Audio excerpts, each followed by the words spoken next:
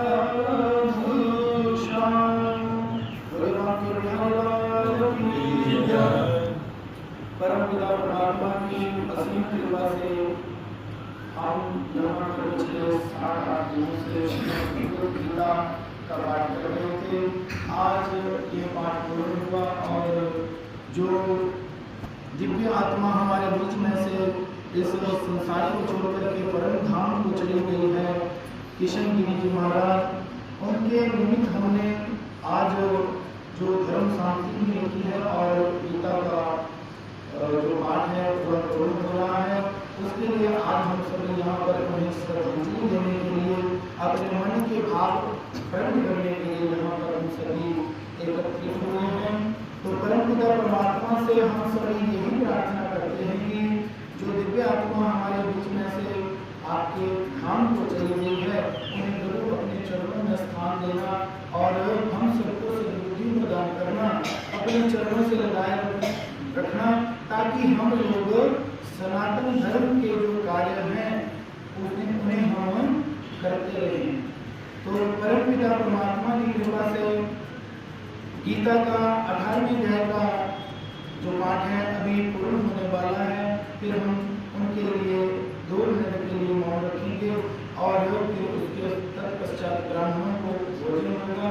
फिर जितने हमारे गिरी बाबा जी के लोग भांजा जी और आए हैं उनको भी सम्मान किया जाएगा। तो आइए, भगवान श्री कृष्ण जी कहते हैं कि पांसांसी जीर्णानि यथा विहाय नए वस्त्र धारण करता है, उसी प्रकार हमारे बीच में जो प्रत्येक जीव में जो आत्मा रहती है वह पुराना, जब उसको लगता है कि ये शरीर मेरे काबिल नहीं है, उसका त्याग करके वो नया शरीर धारण करती है। जातस्य ही भूम मृतम मृत मृत्यु ध्रुवम जातस्य, कहते हैं कि जिसकी मृत्यु हुई है उसका जन्म निश्चित है, और जिसने जन्म लिया है उसकी मृत्यु भी निश्चित है। एक नया दिन सभी को जाना है, लेकिन परम पिता परमात्मा से यही प्रार्थना करनी चाहिए कि हे प्रभु, जब तक इस संसार में रहें आपका भजन पूजन कीर्तन करते रहें, क्योंकि अंतिम समय में जब यदि भगवान का नाम, भगवान की कृपा से हमें ये मनुष्य शरीर प्राप्त हुआ है। 84 लाख योनियों के बाद केवल एक मनुष्य शरीर ही है जिसको पाकर के जीव अपना उद्धार कर सकता है, अपने आप को इस जन्म मरण के चक्कर से मुक्त कर सकता है। जब जीव माँ के गर्भ में उल्टा लटका होता है ना जी, तो 9 महीने तक जब जीव माँ के गर्भ में होता है तो उसके शरीर में आज तो हमारे शरीर में वो चमड़ी है, त्वचा है, जिसके द्वारा हम ठंडी और गर्मी का अनुभव करते हैं। लेकिन जब जीव माँ के गर्भ में होता है तो वहाँ कहते हैं कि ये चमड़ी नहीं होती, और माँ जैसे भी जिस प्रकार का तीखा कोई भोजन करती है तो उस जीव को लगता है और वह चिल्लाता है, उल्टा लटका होता है। अब यदि संसार में किसी को कह दें कि हम तुझे 2 लाख रुपया देते हैं, आप ऐसा करो कि पंखे के साथ आपका सिर नीचे कर देते हैं और टांगे ऊपर कर देते हैं, आपको 2 लाख देंगे, आप 10 मिनट के लिए उल्टे लटक जाओ, तो कभी भी ऐसा 2 लाख के लिए भी जीव नहीं कर सकता। लेकिन माँ के गर्भ में 9 महीने तक उल्टा लटका होता है, और भगवान से रो करके जब उसे वहाँ कष्ट मल मूत्र के थैले में पड़ा हुआ, जब उसे वहाँ कष्ट होता है तो प्रार्थना करता है कि हे प्रभु, एक बार मुझे इस नरक से, इस पीड़ा युक्त वहाँ से स्थान से मुझे बाहर निकाल दो, फिर मैं संसार में आपका ही भजन करूँगा। लेकिन जैसे ही जीव कहते कि बाहर आता है तो फिर माया के चक्कर में पड़ जाता है और मायापति को भूल जाता है। इसलिए जब वह मायापति को भूल जाता है तो संसार में फिर भजन कीर्तन सत्संग होता है। भगवान ने एक प्रॉमिस किया होता है जीव से कि जब तू संसार में जाकर के माया के चक्कर में पड़ जाएगा फिर मैं तुझे 1-2 बार जरूर याद दिलाऊंगा। तो फिर जब सत्संग होता है तो जीव को परमात्मा की याद आती है। जो कथा वक्ता होते हैं, जो प्रवचन करता होते हैं, वो बताते हैं हमें कि हमें हमारा जन्म किस लिए हुआ है। तो इस मनुष्य शरीर को पाकर के परम पिता परमात्मा की प्राप्ति के लिए हमें यत्न करने चाहिए। गुरु के चरणों में बैठ करके गुरु ज्ञान लेना चाहिए और भगवान साक्षात भगवत साक्षात्कार की प्राप्ति किस प्रकार हो ऐसा हमें यत्न करना चाहिए। तो श्रीमद् भगवद गीता में भी श्री कृष्ण अर्जुन को उपदेश दे रहे हैं। जब कुरुक्षेत्र में पांडवों और कौरवों के मध्य युद्ध प्रारंभ होने वाला था तो जब अर्जुन ने भगवान श्री कृष्ण जी से प्रार्थना करी कि हे मधुसूदन, मेरा रथ आप वहां लेकर के चलो जहां पर दोनों सेनाएं, एक तरफ कौरवों की और एक तरफ पांडवों की सेना खड़ी हुई है। जब वहां जाकर के भीष्म पितामह और उनके जो भाई कौरव थे तो अर्जुन के मन में मोह हो गया और भगवान पिता ने अपनों को मार करके राज्य प्राप्त करना और उसका सुख भोगूं, ऐसा हो ही नहीं सकता है।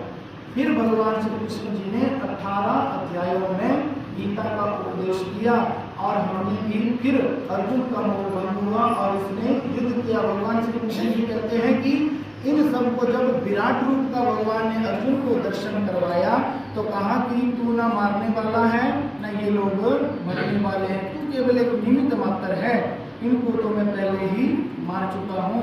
तूने जो निमित्त बनकर के जो कार्य करना है वो करो, बाकी सब ये संसार मेरी ही रचना है। बोले श्री कृष्ण भगवान की।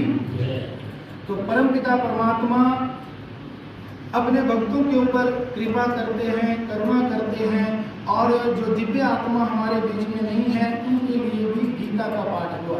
तो गीता का पाठ हमने जो किया इससे उनकी मुक्ति हो, इसलिए हमने ये पाठ किया।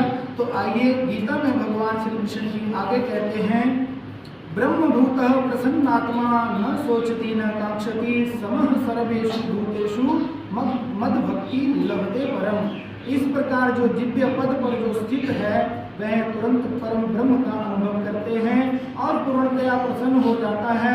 वह ना तो कभी शोक करता है न किसी वस्तु की कामना करता है, वह केवल प्रत्येक जीव पर समभाव रखता है।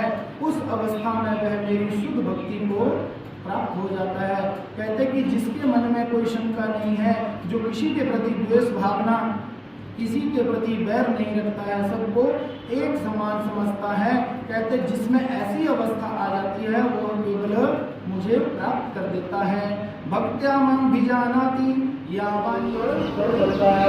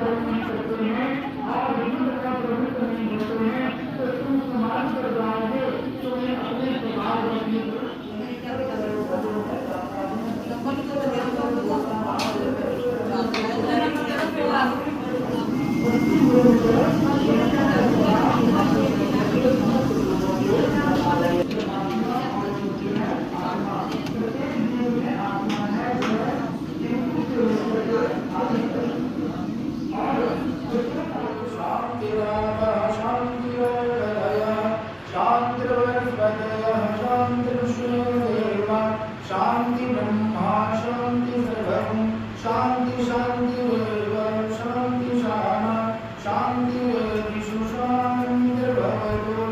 ओम शांति शांति शांति। सर्वे सर्वे भद्राणि पश्यन्तु मा कश्चित् दुःखभाग् भवेत्।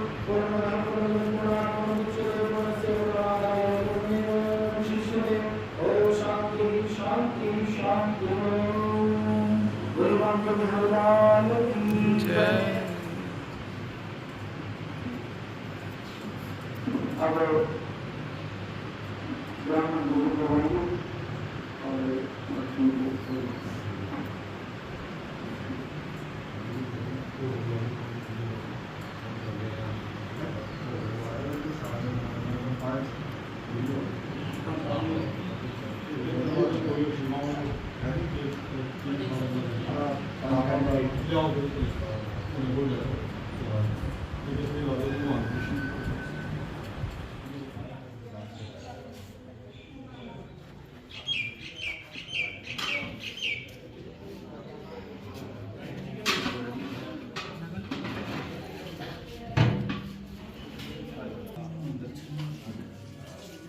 अंकल कितने गेस्ट रोज शिवानी का मां हां माता रानी बोल रही है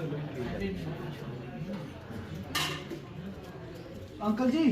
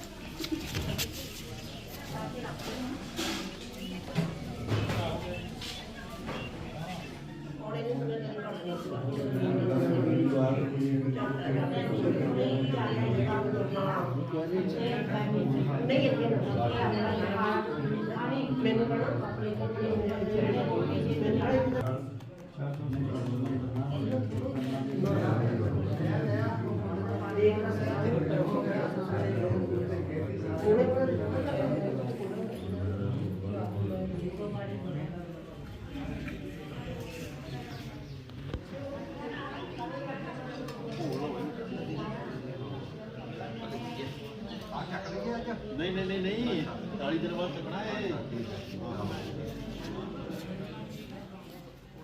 ज्यादा उन्होंने गल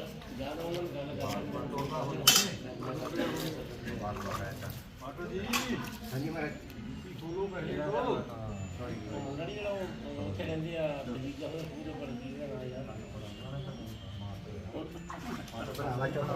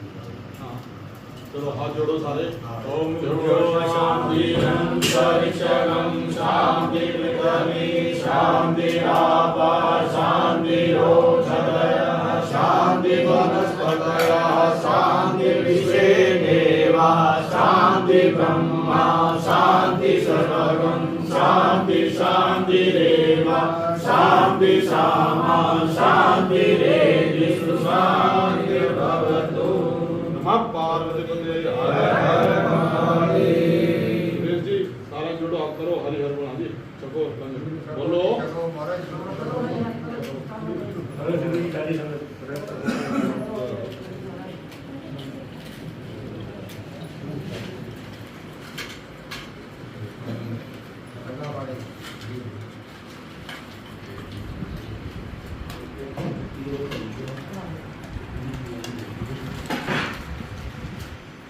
पूरी बोलो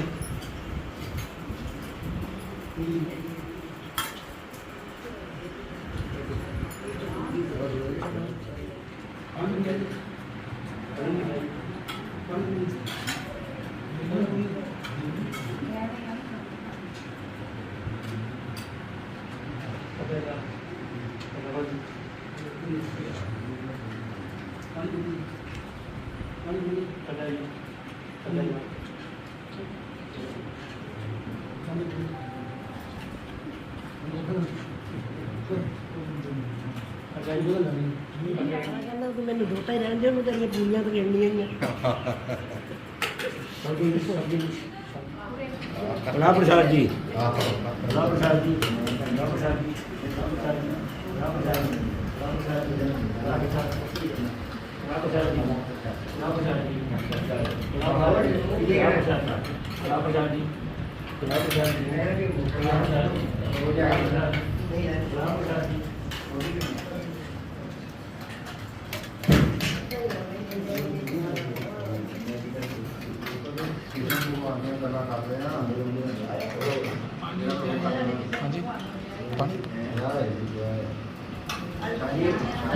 पानी दे पानी